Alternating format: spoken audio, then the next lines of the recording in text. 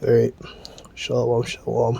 First and foremost, I'm going to say, call halal yam la yahweh bashim yahushua bashim harakah kodash rakah kodash, and double honors to the elders and apostles of Great Millstone who do rule and teach well. And today I'm going to be talking about a video about the from the elder Rakah, and go into we talked about GMS, keep pushing, and he was going into a recent topic.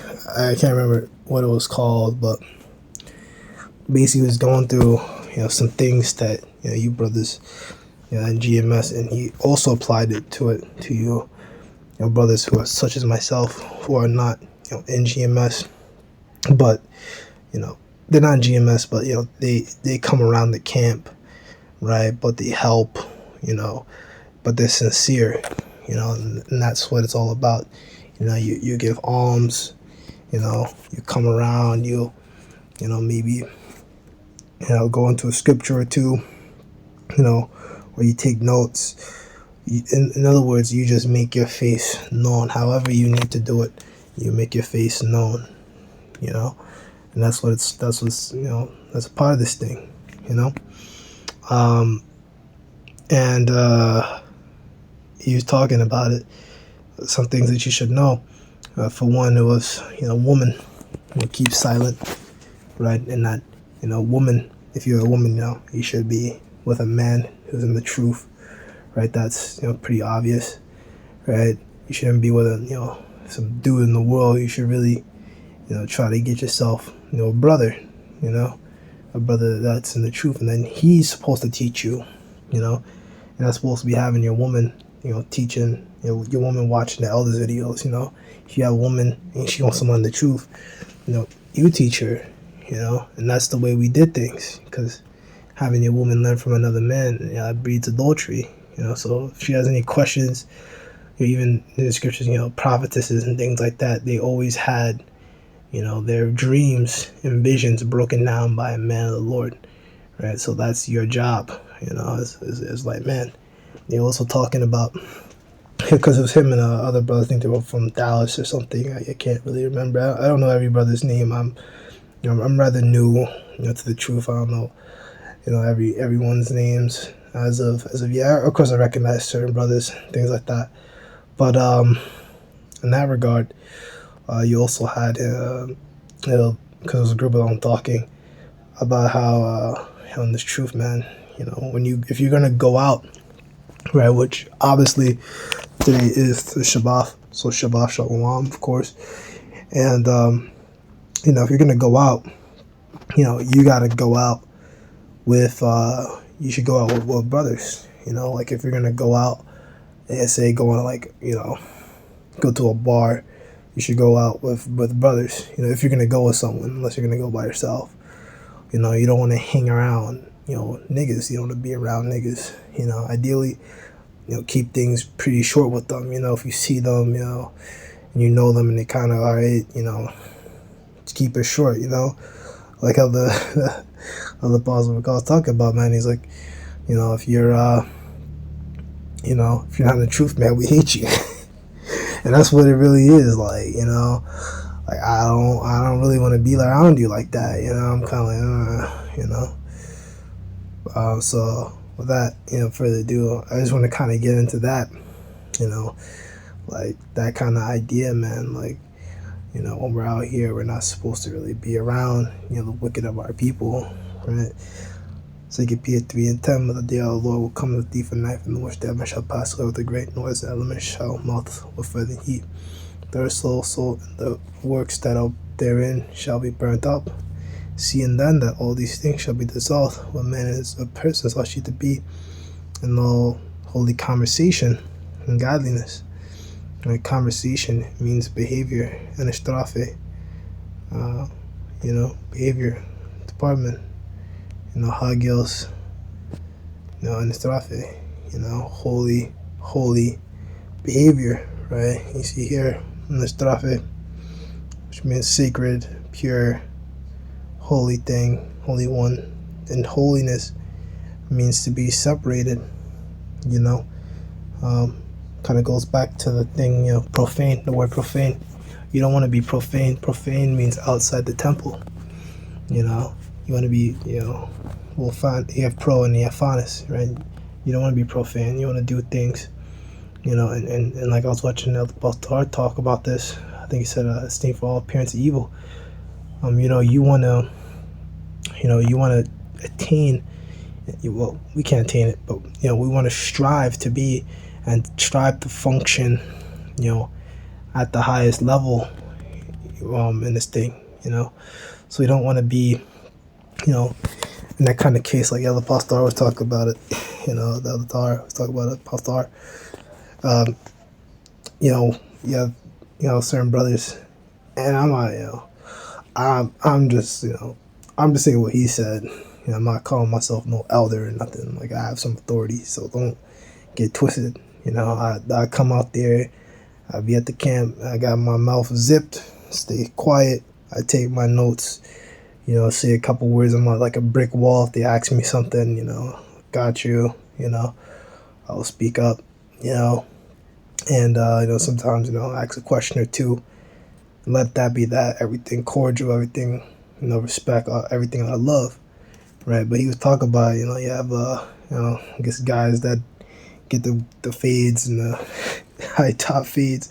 A high top fade is crazy. It's like, oh, well, I fell asleep in the barber chair. And you got a straight shape up, and I'm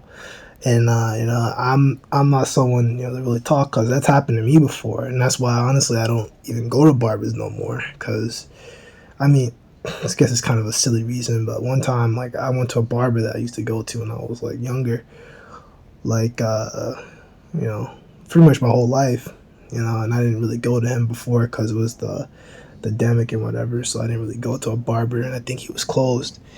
And like, he cut my hair or whatever. He told me, don't shape it up, just cut it down. And I'm feeling him, and I'm like, yo, he's fucking shaping up my head, bro. And I was getting a little bit tight because he shaped up my head even though I told him not to. And, like, I mean, he kind of stopped it. He just, stopped the way he did the other side. Like, he only did the back of my head. And I was like, yo, I don't want him to fucking do that.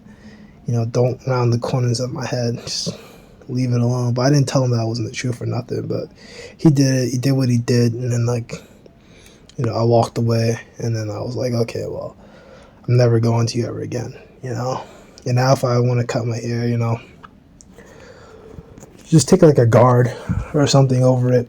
Or like whenever I did cut my hair, which I haven't cut my hair in months, I just, cut it down, relatively low, not, all the way, but like where I leave a little bit of hair, and then just let it grow back, and just, because now I could control it because I'm the one cutting it, right?